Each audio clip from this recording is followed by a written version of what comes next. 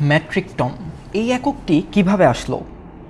আমরা মেট্রিক পদ্ধতিতে বিভিন্ন একক সম্পর্কে যখন জেনেছিলাম তখন দেখেছি যে সর্বোচ্চ এককটি হচ্ছে কিলো।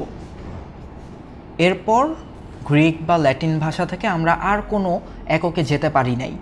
এখন যদি কিলোর চেয়েও বড় একক প্রয়োজন হয় তখন কি হবে? তখন আমরা ব্রিটিশ একক থেকে টনকে ধার নিলাম, ধার নিয়ে মেট্রিক টন বানালাম। কিভাবে? 100 কিলোগ্রামে 1 কুইন্টাল, আবার 1000 কিলোগ্রামে 1 মেট্রিক টন, অর্থাৎ কিলোগ্রাম থেকে আমরা মেট্রিক টনে রূপান্তরিত হলাম। কিভাবে?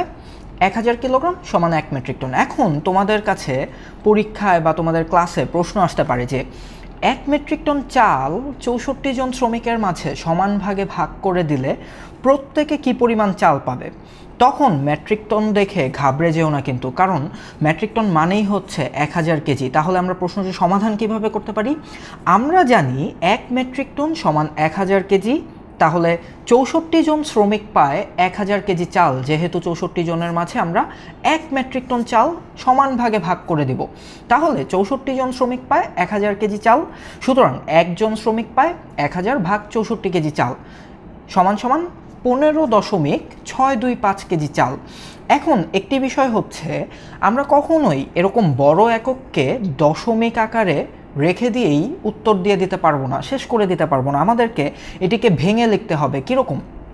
পূর্ণ সংখ্যা রয়েছে আমাদের 15, অর্থাৎ 15 কেজি চাল এখানে প্রত্যেকে পাচ্ছে, এটুকু আমরা শিওর।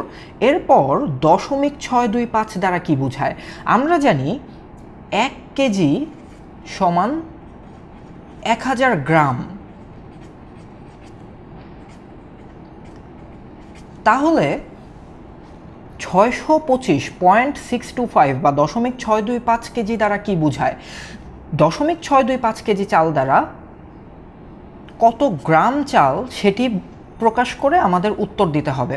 অর্থাৎ আমরা সেই আগের পদ্ধতিতে ফিরে যাই। 0.625 কেজিকে কিভাবে গ্রামে রূপান্তরিত করব?